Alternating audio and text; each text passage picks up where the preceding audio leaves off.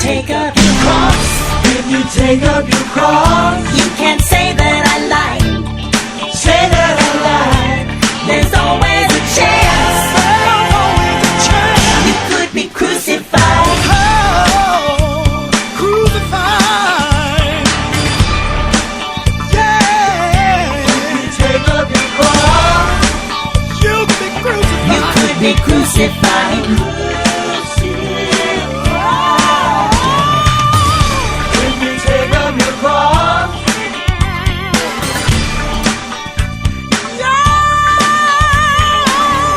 If you take up your cross.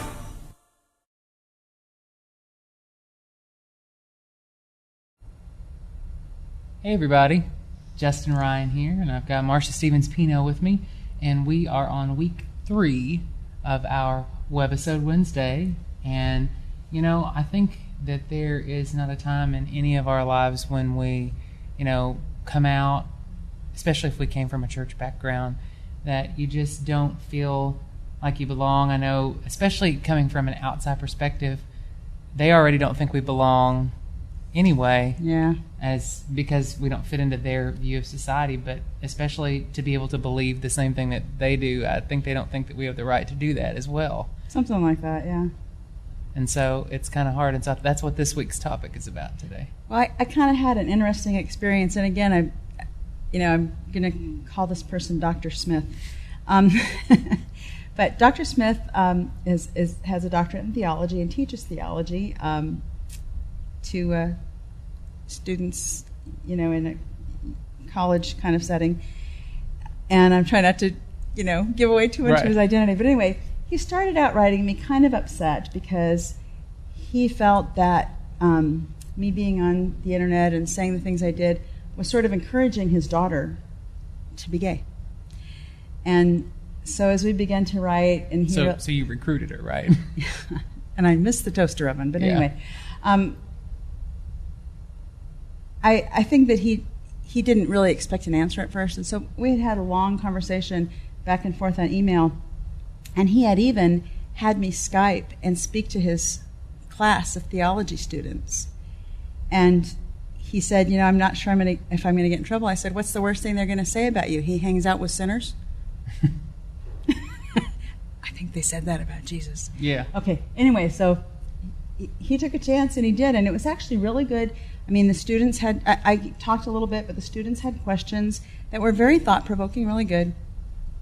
But one of the things that Dr. Smith asked me was, he said, I don't mean to, if this hurts your feelings or anything, I'm not trying to be part of your hate mail, but I just need to know, I'm trying to see if I can see here exactly what he said.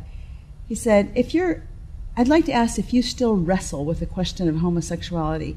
I mean, sometimes when you're all alone at night, do you still wonder if you're right or if you're wrong? Do you still experience doubt? And so I wrote him back and I said, wow, I think that one of the misconceptions people have is that we've just decided that anything goes.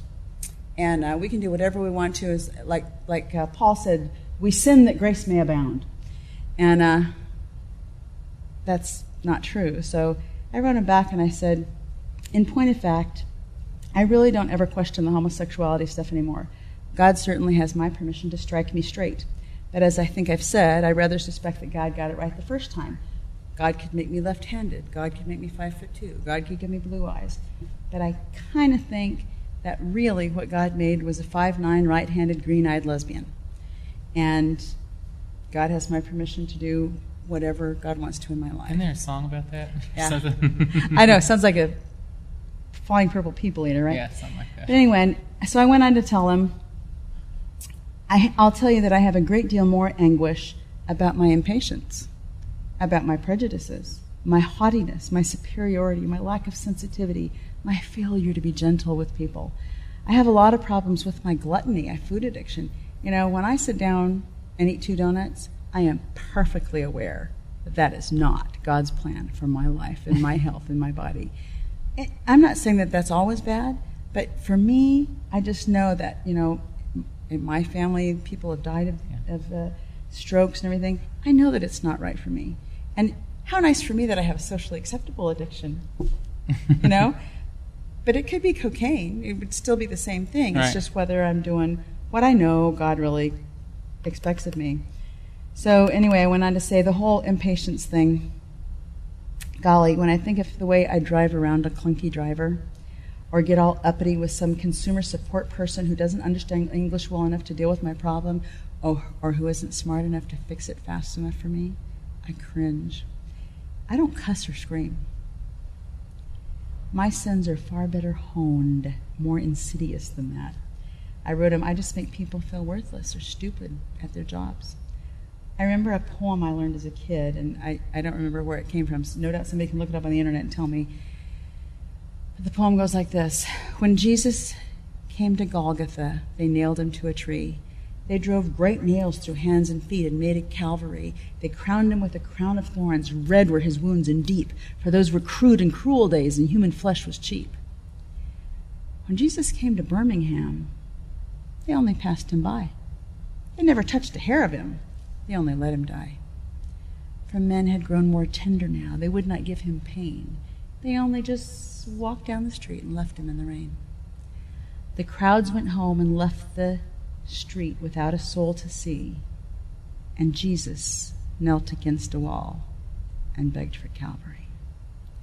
And I think about that, I look good to people because, of course, I don't yawn, of course I don't cuss, But I'll tell you what, I can be awfully sharp. I'm an expert. Those are the things that pierce my heart. Those are the things that keep me awake at night. Searching my heart for what things that I can turn over to Jesus. Loving Cindy? Never. Wow. I love that. I love that. I know he's looking at me cry. That's true, though. Those are the sins that I deal with. We spend so much time,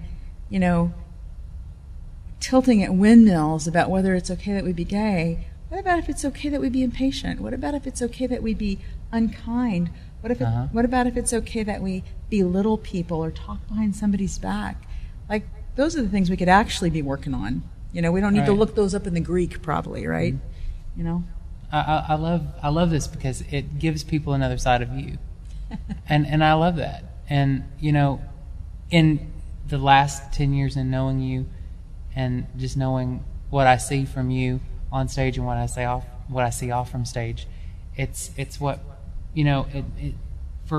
me getting up and sharing my story in concert. They get to see the real whatever. In these candid moments when you get to see this, to me this is Marsha. This is what you don't see every day. And this is why Justin thought up webinars. No, not at all. This is what it's what I tell people all the time. It's like, if you don't be real and show that humanity, how else are they ever going to relate to you and want to come up to you and approach you and tell their story to you? And that's, we all show our scars and our wounds, and that we've been there. That's the truth. And we've been there. Yep, we've been there. I think there's a tour about that. I think so. But that ends it for today's episode. And, I don't even know what to say. I feel like I've been to church. Wait a minute, we're in church. But anyway, tune in next week. And we've got some special things that we're going to talk about next week too. So check us out on the website. Check us out on all of the social media sites. And, if you want to book a concert with either one of us, we'd love to come to your church and talk about what we talk about and sing about what we sing about. And it doesn't matter if it's a gay church or a straight church, we don't care. So we love you, and we'll see you next week. See you next week.